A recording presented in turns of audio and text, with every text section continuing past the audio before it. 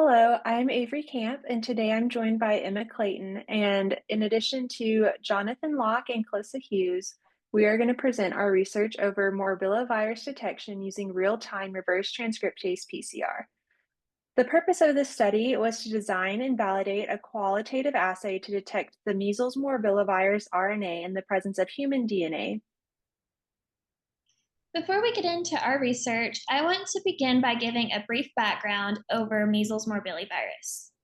The morbillivirus genus is a group of enveloped, negative-stranded RNA viruses that infect both humans and animals. Measles morbillivirus, which is also known as the measles virus or rubeola, is a highly infectious respiratory pathogen, and it spreads through the respiratory tract. So, symptoms of measles include a red macular skin rash, and it starts on the face before spreading across the body. It also causes red, watery eyes, a runny nose, and white Koplik spots that cover the inside of the mouth. Children under the age of 5 are the most commonly infected population, and they're subject to severe complications. These complications include pneumonia, encephalitis, and even death. So, thankfully, there are preventative measures that can be taken to protect yourself from measles. And these include washing your hands frequently with soap and water, covering your cough or sneeze, avoiding sharing utensils, food, and drinks with others. It is also recommended that infants between the ages of 12 and 15 months receive their first dose of the MMR vaccine, and this stands for measles, mumps, and rubella.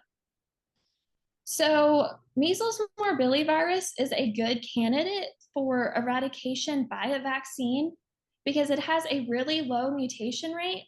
There is no animal reservoir for this virus, and it has really high morbidity and mortality rates. So, as I mentioned earlier, there is a vaccine for this virus, and it is prepared from clade A, which is the Morbillivirus Edmundston strain. Although this is only prepared from one clade of the virus, it protects against all other clades. So, routine vaccination against measles occurs in many areas, but even though this does occur, we still have not reached our goal of global eradication, and that is due to many political and perceptual obstacles. These obstacles include the perceived severity of the disease and the fact that there are side effects associated with vaccines, so many people are afraid of experiencing these. And because of these perceived risks, we've noticed an increase in the prevalence of measles outbreaks and a decrease in the prevalence of people getting the vaccine.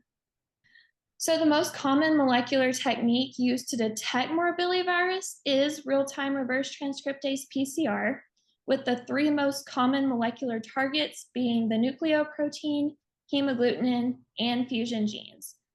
Our real-time PCR assay was designed to detect the hemagglutinin gene of the Morbillivirus Edmundston strain. All right, so as we mentioned, this is a real-time reverse transcriptase PCR assay that detects the presence of measles morbillivirus, which is just referred to throughout this as morbillivirus. So the first step of our method was to design the master mix that would be used for the assay. To do this, we used a reverse transcriptase master mix, which provided the enzymes and buffers for the reaction. And we used two sets of primers and probes. We used the morbillivirus primers and probes that were specific for that Edmundston strain that we mentioned. And we also used RNase-P primers and probes, which act as our internal control, just making sure that everything amplified. And after the master mix was created, it would be distributed into a PCR plate and sample nucleic acid was added into each tube. The final step of our assay is to run it on a real-time PCR machine. This assay includes a one-step process, which means that the reverse transcriptase is used to convert the viral RNA into cDNA and then run the PCR step all at the same run. And the entire run took about 45 minutes. And then all of the results were analyzed using the data analysis software application. So looking at our chart in the middle, you can see just a flow chart of the process. We created positive and negative controls. A positive control included both the morbillivirus and the RNase controls, and the negative control included no DNA or RNA. Then we had master mix that we created inside a dead air box and added to the PCR plate along with our NTCs. We added the positive and negative controls onto the PCR plate. We added our mock patient samples, and then we ran it using our one-step RT PCR on the Applied Biosystems Step 1 real-time PCR system seen on the picture. And then after they were run, we had to determine the run validity. So if every control passed and there is no NTC amplification, the run is valid and you could proceed with analysis. If 1/3 of the NTCs cross the threshold for the RNase P and the positive and negative controls passed, the run was still valid. However, if there was any amplification shown for morbillivirus, or if the positive and negative controls did not pass, the run was considered invalid and it should be completely rerun. So if the run is valid, then we had to determine if the samples cross the threshold for both morbillivirus and RNase P. If only the morbillivirus crossed the threshold, or if both samples crossed the threshold, it was a positive result for morbillivirus. If only RNase P crossed the threshold, this was reported as negative for morbillivirus. And if there were no samples that crossed, or if there was crossing after 38 cycles, then it was reported as inconclusive and it's recommended to retest the samples. So looking at our results, our assay was validated to test for the accuracy, precision, and sensitivity. So looking at table 1, this shows the assay precision. We are comparing the inter-run CQ mean, the standard deviation, the percent CV, and the percent concordance. So looking at that concordance, we had 100% concordance in all of our samples, except for that very last morbillivirus run that had 0.01 nanograms of RNA and 10 nanograms of DNA. There was one that did not accurately show the result, but besides that, there was very high concordance across our entire assay. And then table 2 is looking at the assay accuracy, and for both the accuracy and precision, there was a total of 252 replicates that were tested, and all of them contained 10 nanograms of DNA and then varying amounts of the viral RNA, ranging from 0.01 nanograms at the lowest, going up to 10 nanograms. And then if you look at the purple circle, you can see that the accuracy of our assay was very high at a 99.6% accuracy, with only 0.4% of our samples not being accurate. And this was determined by dividing the amount that were accurately detected, 251, by how many total samples were run, which, as I mentioned, was 252.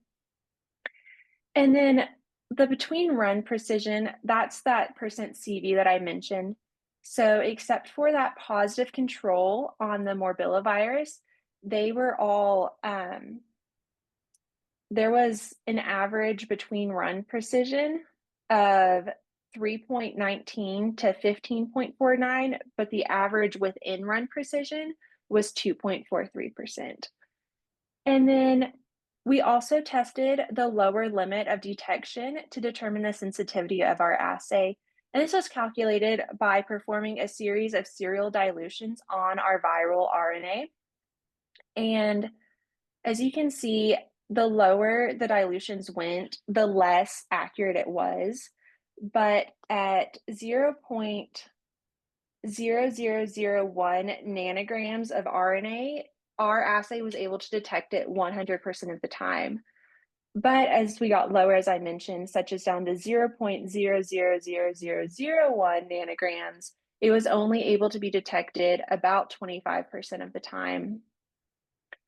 And then in addition to testing the sensitivity, we also tested the specificity, and this was done by mixing several pathogens with and without the morbillivirus RNA to determine if the assay could accurately detect the presence or absence of the morbillivirus and the presence of other organisms. To do this, we included Klebsiella oxytoca, Aspergillus, A. baumannii, Staph aureus, EBV, CMV, and Strep pyogenes, and the results showed that 100% of the samples that contained morbillivirus and other pathogens showed only a positive result for morbillivirus, and 100% of the samples that only contained other pathogens tested negative for morbillivirus, which suggests that the specificity of our assay is, in fact, 100%.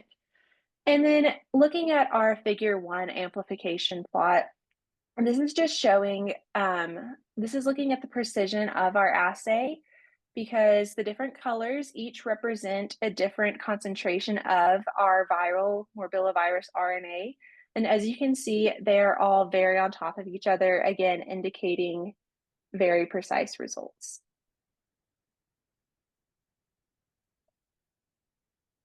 This assay was not tested for clinical sensitivity or specificity, so more research will need to be conducted before this assay can have real life applications. The validation process began after all of the nucleic acids had already been isolated, so our assay does not include these steps. Overall, the assay was very accurate and specific, and it was correctly able to identify morbillivirus almost every time. The main weakness we noticed was precision because the average CQ of the target, of the morbillivirus target, was not very consistent, and this can be seen from our between run precision range.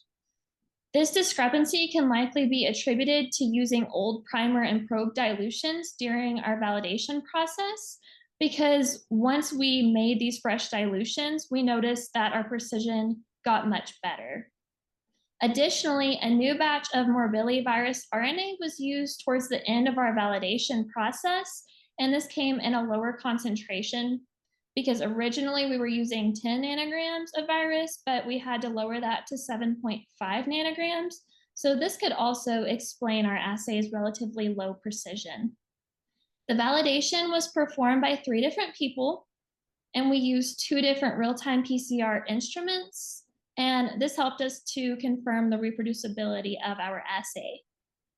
In conclusion, measles is a very serious illness that requires accurate detection in order to prevent the spread of the infection.